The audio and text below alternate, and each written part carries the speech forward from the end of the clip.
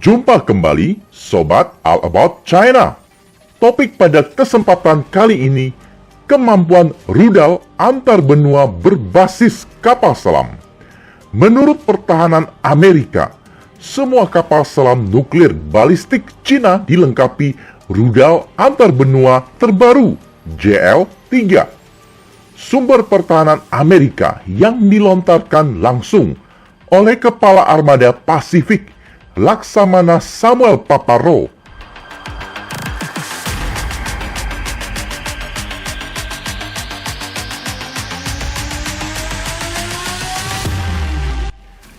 Menurut perwira tinggi bintang 4 Angkatan Laut Amerika, Cina dapat menyerang benua Amerika dari pesisir pantai Cina, seperti sekitar Laut Cina, wilayah yang terlindungi sehingga pergerakan kapal selam mustahil untuk diintervensi.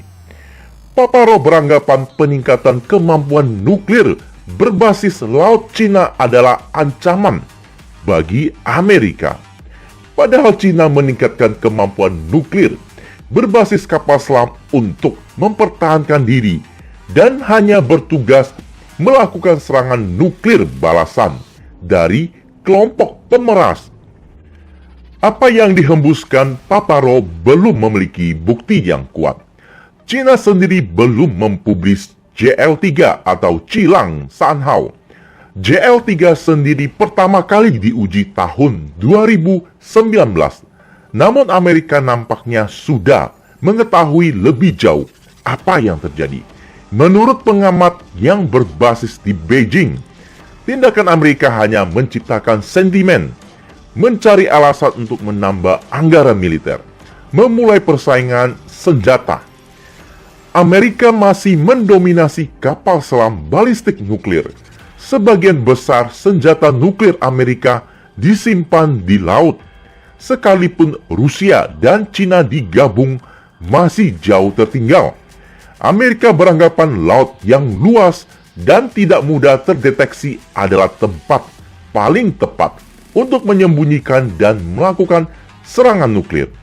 Sekalipun Amerika mencatatkan diri sebagai negara satu-satunya yang memiliki 18 unit kapal selam balistik nuklir yang masing-masing rudal memiliki minimal 10 warhead, bisa dipastikan betapa dominannya Paman Sam dalam urusan rudal antar benua berbasis kapal selam.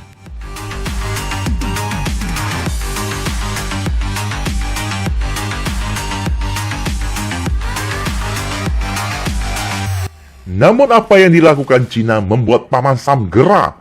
Cina dianggap mengancam, padahal Amerika adalah ancaman itu sendiri. Amerika adalah pemeras dunia dengan tak segan-segan mengancam lewat kekuatan nuklirnya. Negara satu-satunya yang meluncurkan nuklir terhadap negara lain menyapu ratusan ribu jiwa seketika, seperti bom atom yang dijatuhkan di Nagasaki dan Hiroshima.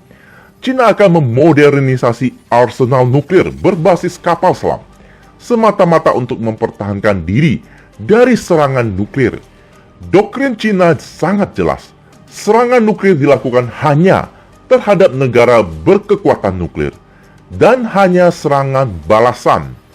Cina tidak akan melakukan serangan nuklir pertama kali. Komitmen yang dibuat sejak 1964. Latar belakang Cina mengembangkan senjata nuklir tak luput dari ancaman nuklir, baik oleh Amerika maupun Soviet. Pasca Perang Dunia Kedua, Cina dianggap negara yang berlawanan dengan Amerika, bahkan seringkali berlawanan dengan Soviet. Kedua negara berkekuatan nuklir masif seringkali mengancam untuk meledakkan nuklir sebagai puncak konfrontasi, seperti Perang Korea di mana Amerika dibuat frustasi ketika harus mundur ditekan PLA saat Perang Korea. Saat itu alternatif melakukan serangan nuklir ke daratan Cina adalah pilihan yang sedang dirundingkan.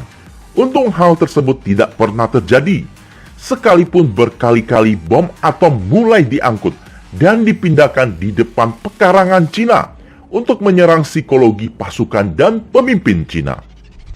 Dengan pengalaman tersebut, mereka bertekad harus memiliki senjata nuklir. dan terus melakukan modernisasi untuk menghindari kelompok pemeras berkekuatan nuklir. Aspek yang tidak kalah strategis adalah nuklir berbasis kapal selam. Dengan memanfaatkan luasnya samudra, maka peluncuran nuklir dapat dilakukan kapan dan di mana saja, hampir mustahil dapat diintervensi dalam waktu singkat. China tertinggal di antara negara-negara berkekuatan nuklir berbasis kapal selam, baik itu Amerika, Rusia, Inggris, bahkan Prancis. Oleh itu kapal selam nuklir balistik menjadi porsi besar untuk dimodernisasi.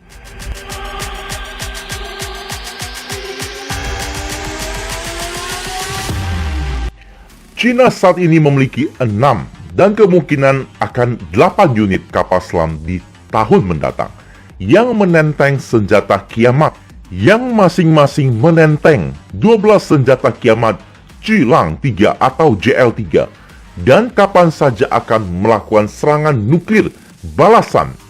Tipe 094 Jin Class saat ini sudah disempurnakan bagian propulsi oleh Ma Weiming, bapak kelistrikan dan ketapel elektromagnetik Cina. Namun yang akan membuat Barat berdebar-debar adalah suksesornya, tipe 096 yang menurut informasi akan memiliki perpindahan tonnase 18.000 hingga 20.000 ton. Tingkat kebisingan akan menjadi andalan. Menganut teknologi penyemprotan pompa elektromagnetik tanpa poros yang dapat meningkatkan kecepatan dan mengurangi kebisingan. Tipe 096 kebisingan tidak akan lebih dari 100 desibel. Rudal balistik antar benua JL3 menjadi SLBM terkini yang dimiliki Cina. Dipastikan multi-warhead seperti JL2, namun tidak ada data yang resmi atau sumber yang mengetahui berapa jumlah warhead yang diangkutnya.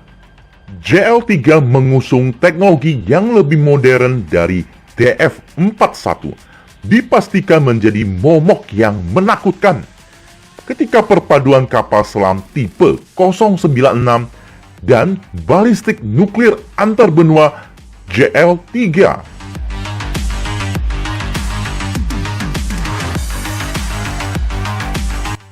Bangsa Cina terus melakukan pencapaian positif yang semakin hari semakin kuat. Jelas membuat Amerika gelisah.